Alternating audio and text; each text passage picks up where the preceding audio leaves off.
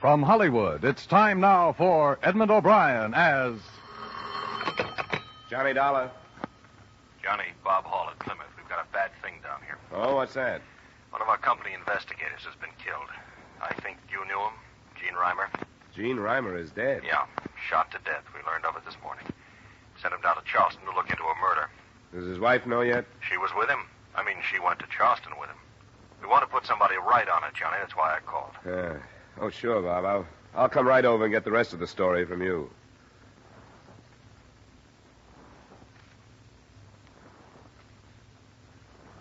Edmund O'Brien in a transcribed adventure of the man with the action-packed expense account. America's fabulous freelance insurance investigator. Yours truly, Johnny Dollar.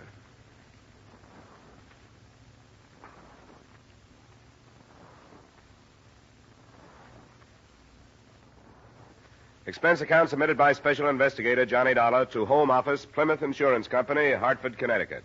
The following is an accounting of expenditures during my investigation of the Leland Blackburn matter. Expense account item 1, $250 cab fare from my apartment to the Plymouth building. Hey, Johnny. Yeah? Oh, hi, Merle. What are you doing down here? The Gene Reimer shooting. I wondered if you'd heard. He talked a lot about you. You were good friends. We learned the business together in the Pinkerton agency. Almost opened our own office. It didn't pan out. I wish it had. We're going to miss him around here. He was a great guy. Yeah. Well, Bob Hall's waiting for me, Merle. I'd better get in there. Sure. Good luck, Johnny. Oh, hello, Mr. Dollar. He's waiting for you. You can go right in. Thanks. How are you, Bob? Thanks for coming right over, Johnny. Wouldn't have blamed you if you turned it down. Forget it. I feel pretty awful about it. I gave the case to Gene myself. He wasn't up for one, but there would have been some extra money for him. I knew he needed it. He didn't have to take the case. He didn't have to earn a living this way. That's a funny thing for you to say. Well, there's no other way to look at it. You can't hunt trouble forever without finally running into some. I got the idea that you were his friend. I was. But you aren't hiring a friend, Bob. You're hiring an investigator. If you want me to go to work on this, I'd better get some facts. I don't understand you. What about the case he was on? You said it was murder?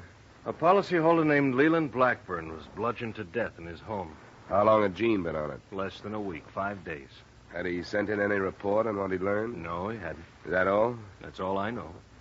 He was staying at the Hotel Lee. His wife is still there. As I said, she'd been with him. I suggest you talk to her first. I will. I'll leave as soon as I can get plane space. All right, Johnny. Good luck.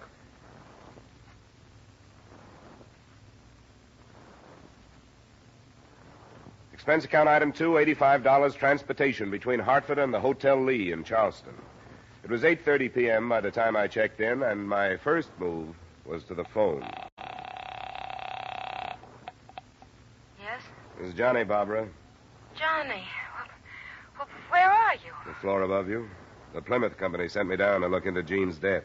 Oh, I'm glad you're here, Johnny. When will I see you? As soon as possible. Well, give me just 15 minutes to put a face on it. Come on down.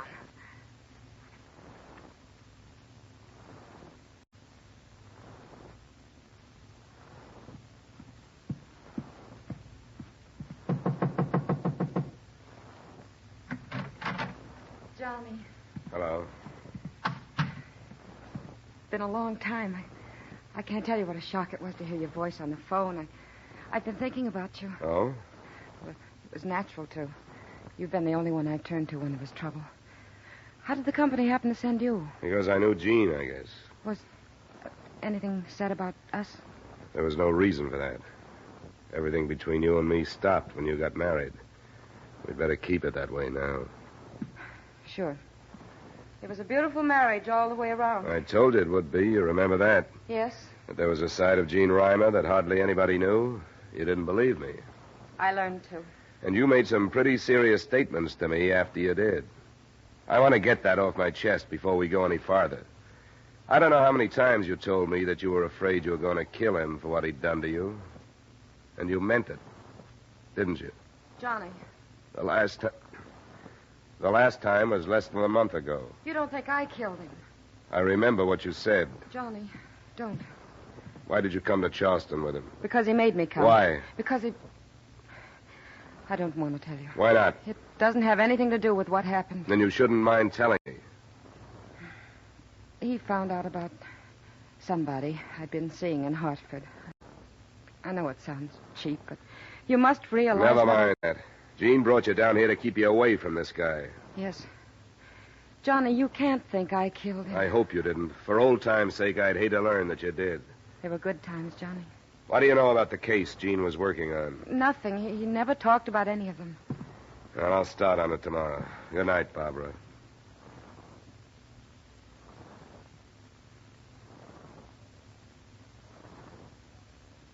Expense account item 3, $2 cab fare the next morning to police headquarters where I met Lieutenant Sims, the officer in charge of both killings. Well, looks to me like they piled a load of work on your shoulders, Dollar. You assigned to both murders? Chances are that they go together, don't you think? Hard to figure that far yet. Well, what have you got on this Leland Blackburn? The file isn't complete on him. The widow and son refused to authorize an autopsy. Took a few days to force it through, so we got no report. Who was he? An old codger, a pillar of the old South, so to speak. He was a broker, him and his son Rollin, pretty wealthy folks. What do you think was the motive? Well, we're thinking it was robbery. Nobody knows how much, but old Leland's wallet was empty when they found it. He just told the phone operator he wanted the police when he was hit. The phone was still in his hand. Well, I'll have to go and talk to the family. Help yourself. Now, this other Hartford man, a likable kind of fella, you know him? Yeah, I knew Gene for quite a few years. Makes it bad when it's a friend, don't it? Well, it doesn't help. Do you have anything on his death? No, absolutely nothing. He was shot 3 times at close range with a .32 caliber gun. All 3 slugs went through him and smashed up on a brick wall behind him. Spoiled him for ballistics. Where did it happen? In an alley off Magazine Street. And that's why we can't figure any connection between that shooting and the Blackburn killing. You know this town? No. Why, I know Blackburn had set foot in that Magazine Street section. They live at the other end of the town, south of Broad Street. That's a whole lot closer to heaven, I can tell you that. Yeah. Well, thanks a lot, Lieutenant. Looks like I've got a lot of cold trail to follow, so I'd better get moving.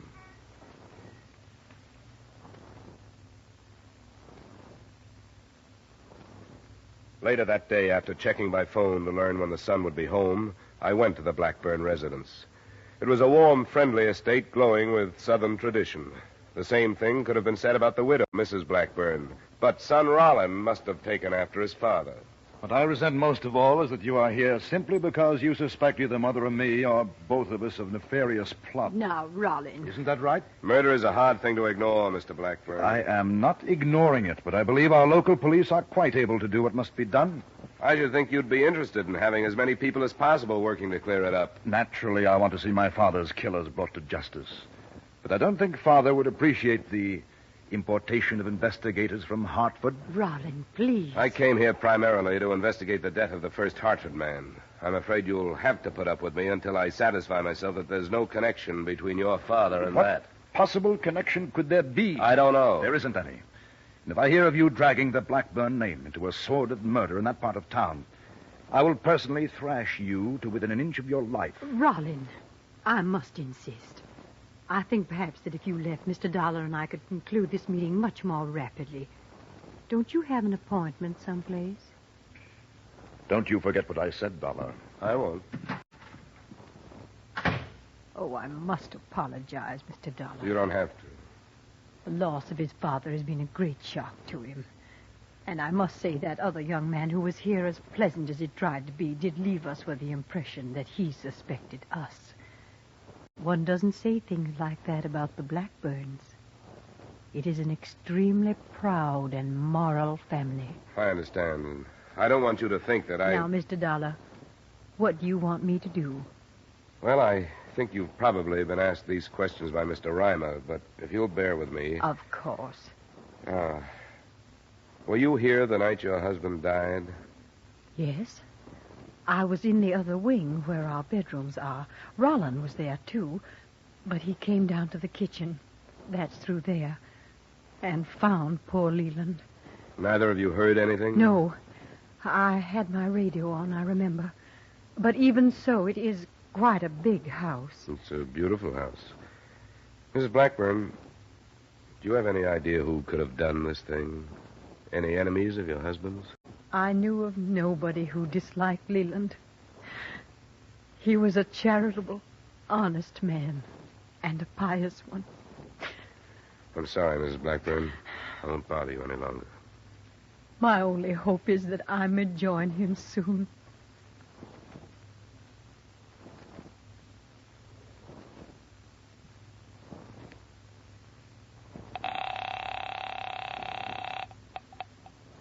Lieutenant Sims. This is Dollar, Lieutenant. Oh, yeah. What have you been up to? I've been out to see the Blackburns. How did you reconstruct the killing out there? Well, like I said, he still had the phone in his hand. He'd been hit a number of times with some blunt instrument. Anything to make you think there was more than one killer? No. The wounds were all on the right side of the head, struck from behind by a right-handed man. Why? Well, the son. He was a little agitated at my being there. He said killers. What's that? He said he wanted to see his father's killers brought to justice. Plural. What would make him say a thing like that? I don't know. Well, as it stands, it's not worth anything as evidence, but I thought I'd tell you.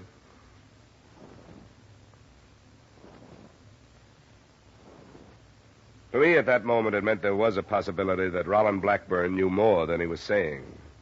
I spent another 2 hours trying to find something to strengthen that possibility, the financial condition of both the family and their brokerage firm. I got no place with it, but I returned to my hotel with the feeling that that one slip was going to develop into the link to connect Jean's death with the Blackburn investigation. The feeling lasted only a few seconds after I met the man who was waiting for me outside my room. Mr. Dollar, I'm Hal Brand. Oh, yeah? I'm the hotel detective here. Oh. I think I'd better talk to you. What about? The woman down on 413, Mrs. Reimer. How'd you find out about me? I've been keeping my eye on her. I saw you go to see her and checked on you. I had an idea that insurance company would send somebody else. Why have you been watching her? Her husband paid me to. I guess there was something wrong between them. Yeah.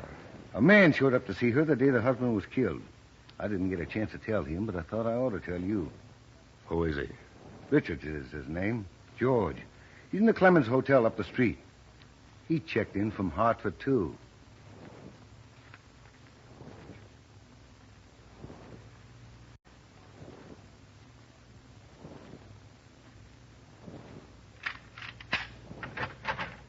Come on in the room, Brian. I want to hear the rest of it. Sure. There isn't much more. This Richard showed up at the Reimer room about 1 in the afternoon. Reimer was out, so I didn't get to him. And then he was shot that night about 10. Maybe it don't mean anything. You know where Richards is now? He checked out this afternoon, took the 540 plane to New York.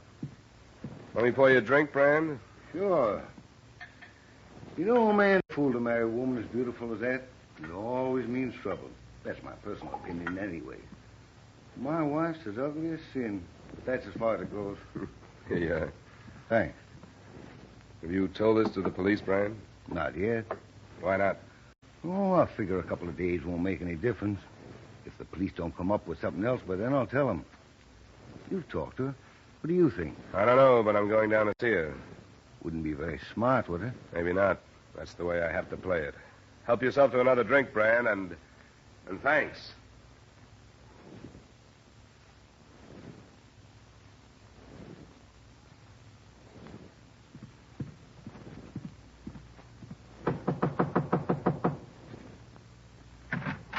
I've got to see you. Sure, Johnny. Come in. What's the matter? Why'd you lie to me last night? I didn't. I don't understand. George Richards. Why didn't you tell me he was here? How did you find out? He was seen coming to this room. Why didn't you tell me? I was afraid to. Yeah, that I believe. I put myself out on a limb for you today because I thought there was a chance you wouldn't lie to me. I withheld information. They want a motive for Jean's murder, and I didn't mention you. I didn't kill him. That doesn't mean anything now that there's Richards. I didn't know he was here until I opened that door. He stayed here 10 minutes, and I made him leave. I told him to go back home or there'd be real trouble. He didn't leave until this afternoon. I didn't know that. Johnny, I know I should have told you last night. I've always trusted you, but I knew how bad the situation would look, and I just prayed that nobody would know George was here. You weren't covering up for him? No, I didn't know, Johnny. I didn't know he was still here. Quit it, will you? Come on, sit down, get a hold of yourself. Look, I want to believe you, Barbara. You know that. But it doesn't make any difference now whether I do or not. The police are going to learn about Richards. Are you going to tell them? I imagine they'll tell me, but I can't hold back anymore. And with the answers I'll have to give them, they can probably indict you for murder, or at least accessory with Richards. I didn't kill him. I don't know anything about it. Stop it. I don't need hysterics. I need proof. How can you prove to me that you knew nothing about it? I don't know. Would Richards have done it alone? No. How can you prove that? It's a thing I know. I can't use things, you know. I need people and statements. People who will swear that they saw you at the time Gene Reimer was killed. People who will swear they saw Richards. It was 9 o'clock. I was here. I can check that. That's all I know. Johnny, stop. Please stop. I can't stand any more. All right, Angel. I'll stop.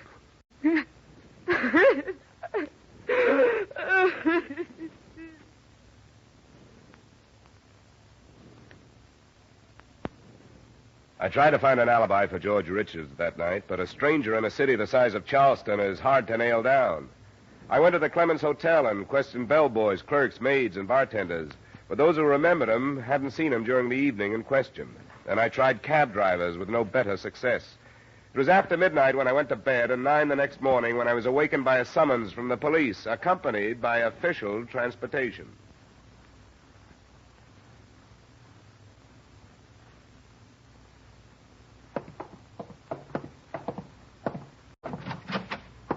Here he is, Lieutenant. Thanks, Sergeant. You can wait outside. Yes. Sit down, Dollar. Thanks. I had an interesting chat with the hotel detective where you're stopping. Oh, I'm not surprised, Lieutenant. What's the matter with you, son? You put yourself in a pretty darn serious position by holding back information from me. Why'd you do it? I'm not sure. You admitted knowing that Gene Reimer. Why didn't you tell me then that you knew about trouble between him and his wife? Well, I wanted to check the other angles first, the Blackburn investigation. How bad was this trouble? Pretty bad. Reimer had a mean streak that she... Pretty bad. Reimer had a mean streak that didn't show except to his closest friends and intimates. You'd say he did bodily harm? Yep, lots of it. How'd you find out? From her? How well did you know her? I knew her before they were married. In love with her by any chance? If I had been, I would have married her. I know what you're driving at, Lieutenant, the possibility that I came down here to protect her from a murder charge. Well, that's half true. What's that? She's been my friend. I didn't want to see her pulled in if she wasn't mixed up in it. You don't think she was? I'll have to leave that for you. I know she had a motive, and to make it better, a possible accomplice turns up. But so far, it's all circumstantial. And we put a searcher out on this man, Richards. That's how good them circumstances look to us. Sure. And I'll bet I can reconstruct your reconstruction. A phony tip to Reimer on how to crack the Blackburn thing, an appointment on Magazine Street, and the payoff. Huh? You break that down? No, I tried. Barbara has an alibi, but Richards hasn't. Well, I gotta have somebody for that killing, Dollar. I'm going to bring her in. I'm surprised you haven't already. I want to talk to you first. I want you to stay here while I talk to her. Why, you think she'll break down because of me? What's the matter with that board? I'll be right back. I gotta go get a man to pick her up.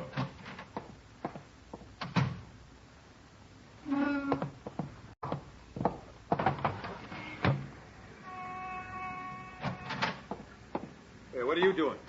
Contemplating suicide. Where's Lieutenant Sims? Just went out the other door. I'll be right back. Hey, you finally got the autopsy report on old man Blackburn. You sound as if you really didn't believe he was dead. Oh, no, he's dead all right. What is it, Sergeant? The Blackburn autopsy report. Yeah, look here. Well, that'll be narcotics user. The press has been waiting for this, Lieutenant. And they've got a right to it. No, wait. Don't give it to them yet. This has been pretty hard on that family. Hold on to it. No use dragging them through any more mud. At least till the federal men go to work on it. All right, sir. She'll be here in a few minutes, Dollar, so relax. I got to run through a few reports while we wait.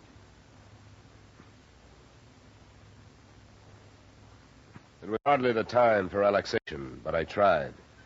We sat through an hour of questions to which there was no provable answers.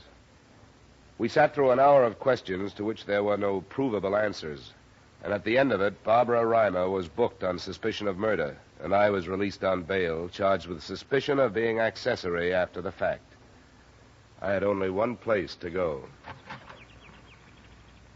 Good afternoon, Mrs. Blackburn. Good afternoon. I'm Mr. Dollar. You remember me? Of course I do. wasn't expecting me. I'm sorry I didn't have time to phone. May I come in? Yes? Your son at home? No, he's at the office. What is it, Mr. Dollar? A girl has been arrested because the police think she killed Mr. Reimer, the other man from Hartford. Oh, I didn't know. I don't think she did it. I don't think I understand, Mr. Dollar. Why have you come here?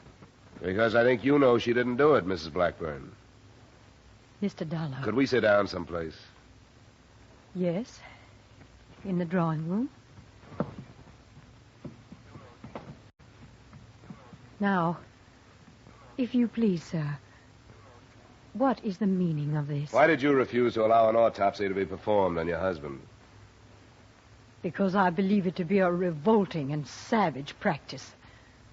A mental torture that no one has the right to ask the survivors to experience. I will not condone it. Usually laws are stronger than human feelings. Do you know that one had been performed? I refused. Oh, Rollin told me there was nothing to fear. He was wrong. I will not condone it. It's a matter of official record now, Mrs. Blackburn. The report says your husband was a narcotics user. He was not. He was. Your son knew it, and I think you did. I shall have to ask you to leave, Mr. Dollar. Please, Mrs. Blackburn, that wouldn't do any good. When I was here before, maybe you remember, your son said something he didn't intend to say. He told me that more than one man killed your husband. He said killers. He was upset. Both murders had something to do with the narcotics your husband used, didn't they? No. The police haven't been able to find a link between the Blackburn name and the Magazine Street section. The narcotics made that link, isn't that right? No. Gene Reimer must have found out. He was killed. Now a woman is charged with a murder she had nothing to do with. What else do you want? Oh. We thought we were doing the right thing. Why did you think that? We hoped to save Leland that shame. And Rollin, his son, and his widow. Gene Reimer must have learned from you. No. No one was to be told. Mr. Reimer discovered it himself. When he faced us, we begged him to say nothing. But when he threatened us, we told him their names. The names of the people who supplied your husband? Yes, and made a hell of our lives. They've extorted money from us for almost 10 years. We, of the inviolate family. They killed your husband. They came that night to force him to buy more. And when he refused and tried to telephone the police, they killed him. I want you to tell me who these people are. We told Mr. Reimer. And he... I won't go alone. It will be finished then. This farce we live. It would be finished anyway. Oh, yes. Could go no further. There are two. One is named Miller. The other Stone. Why do I find him? You won't go alone. We've caused one death. I'll be all right. I'll tell you where to find them. I hadn't planned to go alone, but on the way I began to wonder if the time I spent interesting the police wouldn't be used by Mrs. Blackburn to warn the two men whose capture would put the finish to the family reputation. So I didn't contact Lieutenant Sims. Instead, I stopped by my hotel to pick up an automatic and cabbed to the Magazine Street address by myself. This is the place. I'd take it easy up there if I was you. Thanks, I will. Here you are. Thank you, sir.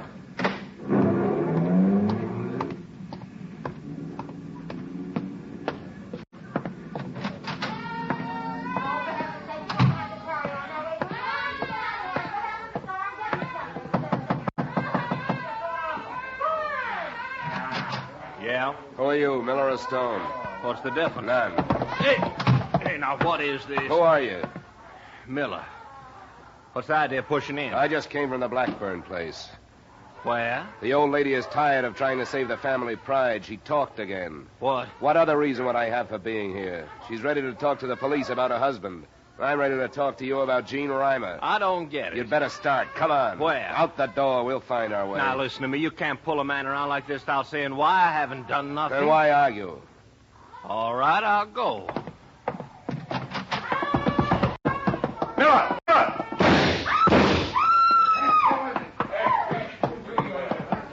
fella. Get away from me. Find Stone. I gotta talk to Stone.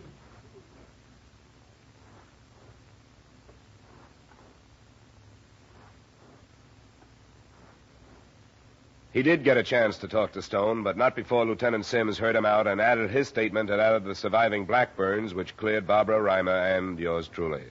Expense account, item 3, $110, miscellaneous, expenses in Charleston. Item 4, same as item 2, transportation back to Hartford, expense account total. Oh, excuse me. Yeah? Hello, Johnny. Oh. Hi, Barbara.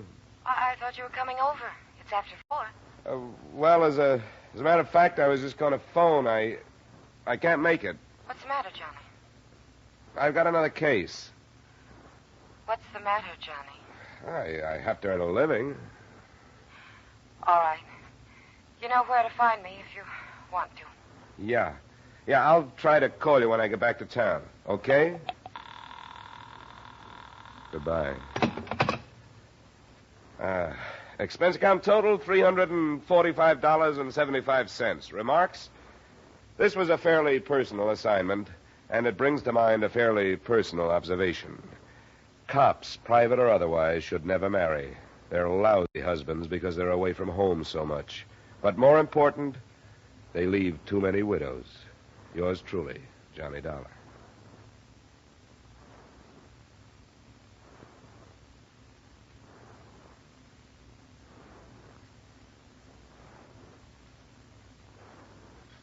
Yours truly, Johnny Dollar, stars Edmund O'Brien in the title role and is written by Gil Dowd with music by Wilbur Hatch. Edmund O'Brien's latest picture is the Paramount Pictures production, Warpath. Featured in tonight's cast were John Daner, Jim Nusser, Jeanette Nolan, Georgia Ellis, John McIntyre, and Larry Dobkin. Yours truly, Johnny Dollar, is transcribed in Hollywood by Jaime Del Valle.